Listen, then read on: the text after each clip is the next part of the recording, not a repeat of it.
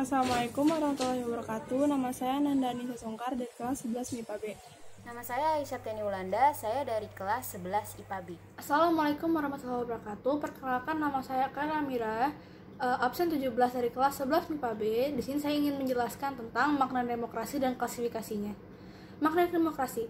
Demokrasi berasal dari dua kata dalam bahasa Yunani, yaitu demos dan kratos.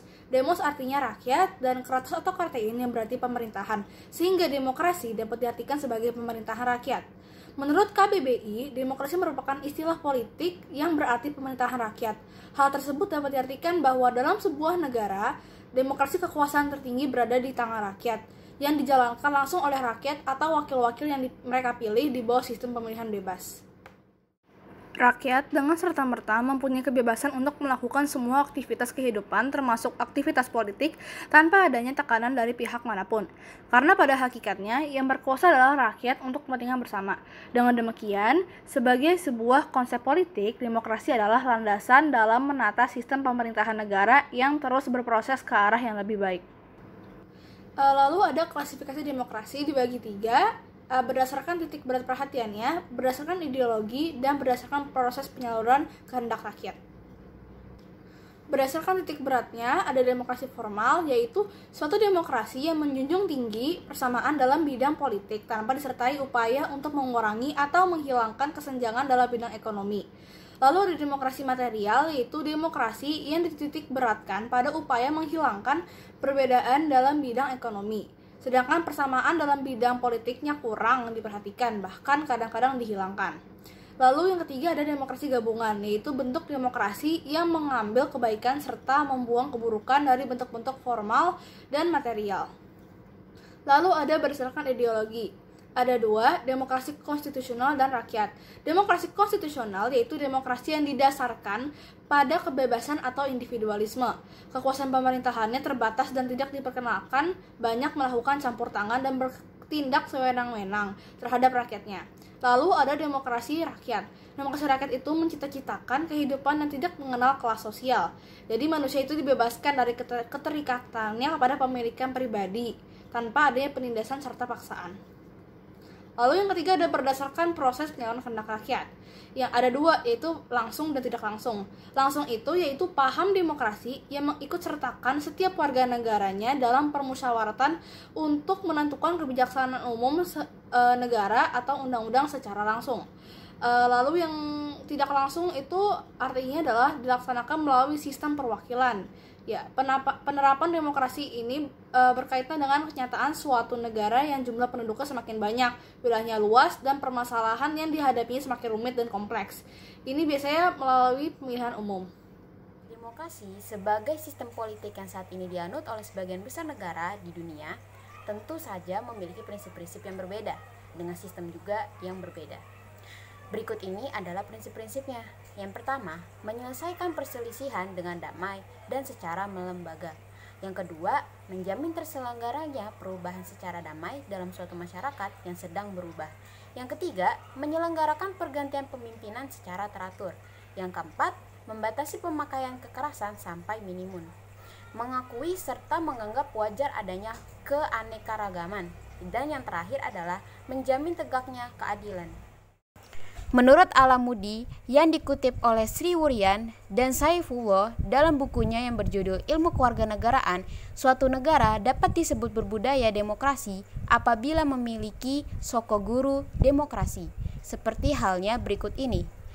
Kedaulatan rakyat, pemerintahan berdasarkan persetujuan dari yang diperintah, kekuasaan mayoritas, hak-hak minoritas, jaminan hak-hak asasi manusia, pemilihan yang bebas dan jujur, persamaan di depan hukum, proses hukum yang wajar, pembatasan pemerintahan secara konstitusional, pluralisme sosial, ekonomi, dan politik, nilai-nilai toleransi, pragmatisme, kerjasama, dan mufakat. Apa sebenarnya demokrasi Pancasila itu? Pada hakikatnya, rumusan demokrasi Pancasila tercantum dalam sila keempat Pancasila, yaitu kerakyatan yang dipimpin oleh hikmat kebijaksanaan dalam permusyawaratan dan perwakilan. Rumusan tersebut pada dasarnya merupakan rangkaian totalitas yang terkait erat antara satu sila dan sila yang lainnya. bisa dibilang bulat dan utuh. Selain itu, demokrasi Pancasila juga mempunyai prinsip. Ahmad Sanusi mengutarakan 10 pilar demokrasi konstitusional Indonesia menurut Pancasila dan Undang-Undang Dasar Negara Republik Indonesia tahun 1945. Yaitu yang pertama, demokrasi yang berketuhanan yang Maha Esa. Kedua, demokrasi dengan kecerdasan. Di sini mengatur dan menyelenggarakan demokrasi menurut Undang-Undang Dasar Negara Republik Indonesia tahun 1945 itu bukan dengan kekuatan naluri, kekuatan otot, atau kekuatan massa semata-mata. Yang ketiga, demokrasi yang berkedaulatan rakyat. Yang keempat, demokrasi dengan rule of law. Hal ini mempunyai 4 makna penting. Pertama, kekuasaan negara Republik Indonesia harus mengandung, melindungi, serta mengembangkan kebenaran hukum atau legal truth. Kedua, kekuasaan negara memberikan keadilan hukum, bukan demokrasi yang terbatas pada keadilan formal dan pura-pura. Ketiga, kekuasaan negara menjamin kepastian hukum, bukan demokrasi yang membiarkan keberantakan atau anarki.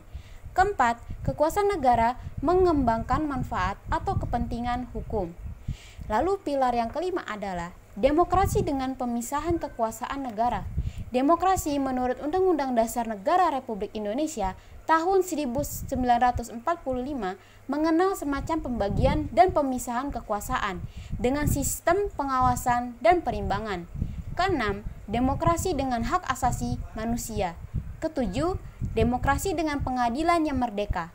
Demokrasi menurut Undang-Undang Dasar Negara Republik Indonesia tahun 1945 menghendaki diberlakukannya sistem pengadilan yang merdeka atau independen, yang memberi peluang seluas-luasnya kepada semua pihak yang berkepentingan untuk mencari dan menemukan hukum yang seadil-adilnya. Kedelapan, demokrasi dengan otonomi daerah. Kesembilan, demokrasi dengan kemakmuran. Dan yang terakhir, ke-10, demokrasi yang berkeadilan sosial. Tidak ada golongan, lapisan, kelompok, satuan, atau organisasi yang jadi anak emas, yang diberi berbagai keistimewaan atau hak-hak khusus. Apa sebenarnya yang menjadi karakter utama demokrasi Pancasila?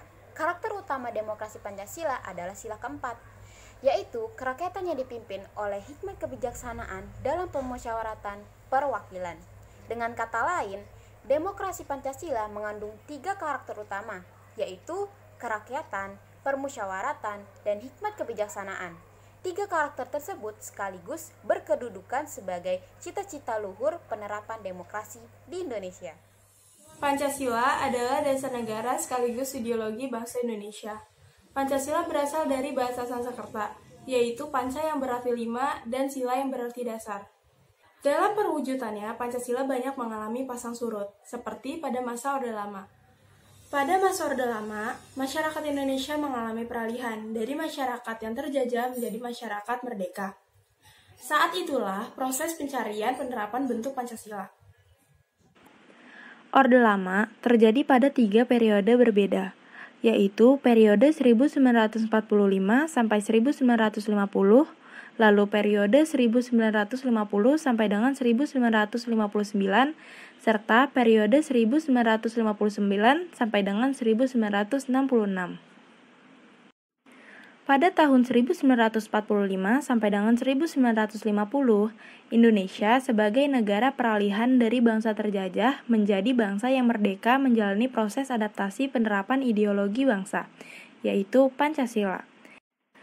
Beberapa masyarakat ada yang setuju dan sebagian merasa keberatan.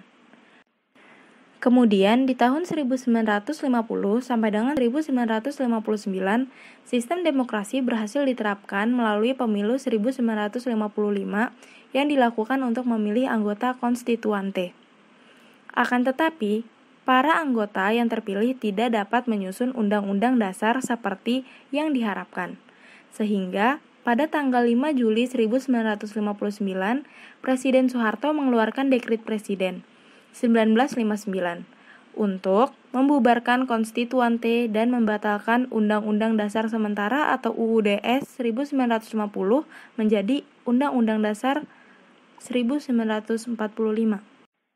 Pada periode 1959 sampai dengan 1966, Soekarno selaku presiden mengubah sistem pemerintahan menjadi sistem demokrasi terpimpin. Selain itu, Presiden memperluas peran militer dalam unsur politik dengan menggabungkan Polri dan TNI menjadi ABRI atau Angkatan Bersenjata Republik Indonesia. Selanjutnya pada masa Orde Baru. Masa Orde Baru 1966 sampai dengan 1998. Orde Baru dimulai dengan naiknya Soeharto menjadi presiden, menggantikan Soekarno pada tanggal 22 Februari 1967. Awal Orde Baru, Presiden Soeharto harus mengatasi kekacauan yang ada di Indonesia. Soeharto melakukan beberapa upaya pemulihan, yaitu yang pertama, rencana pembangunan 5 tahun dengan membentuk Kabinet Pelita atau pembangunan 5 tahun. Yang kedua, pemilu. Yang ketiga, pembinaan pendidikan pelaksanaan pedoman penghayatan dan pengalaman Pancasila. Yang keempat, pemerataan pembangunan. Selama menjalankan pemerintahan, beberapa masalah juga timbul dan memicu demonstrasi yang terjadi pada tanggal 13 sampai 14 Mei 1998. Di antaranya, 1.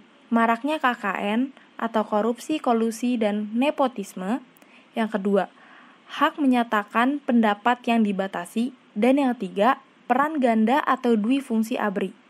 Akhirnya, pada tanggal 21 Mei 1998, Soeharto mengundurkan diri dari jabatannya setelah menjabat menjadi presiden selama 30 tahun. Dengan demikian, berakhir pula masa Orde Baru.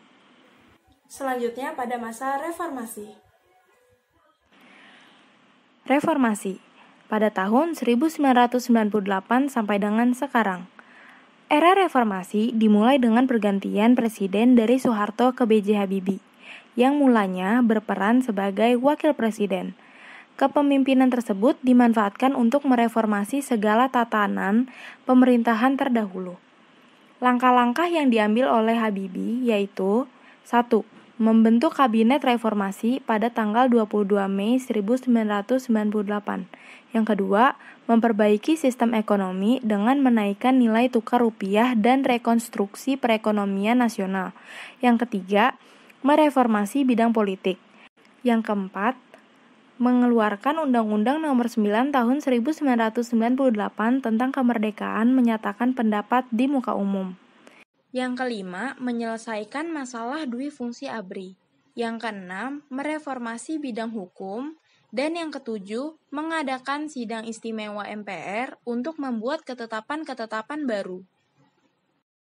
Pada hakikatnya, sebuah negara dapat disebut sebagai negara demokratis apabila setiap masyarakat memiliki persamaan di depan hukum, memiliki kesempatan untuk berpartisipasi dalam menentukan keputusan, dan memperoleh pendapatan yang layak. Oleh karena itu, kehidupan demokratis hanya dapat terwujud apabila rakyat menginginkan kehidupan tersebut. Bagaimana cara kita menjalankan kehidupan yang demokratis? Yang pertama, membiasakan diri untuk berbuat sesuai dengan aturan main atau hukum yang berlaku. Yang kedua, membiasakan diri untuk bertindak demokratis dalam segala hal. Yang ketiga, membiasakan diri untuk menyelesaikan persoalan dengan musyawarah. Yang keempat, membiasakan diri untuk mengadakan perubahan secara damai tidak dengan kekerasan. Yang kelima, membiasakan diri untuk memilih pemimpin melalui cara-cara yang demokratis. Dan yang terakhir, selalu mempertanggungjawabkan hasil keputusan musyawarah kepada Tuhan Yang Maha Esa, masyarakat, bangsa, dan negara, bahkan diri sendiri. Sekian video dari kami. Apabila ada kesalahan atau kekurangan, mohon dimaafkan. Wabillahi taufik wal hidayah. Wassalamualaikum warahmatullahi wabarakatuh.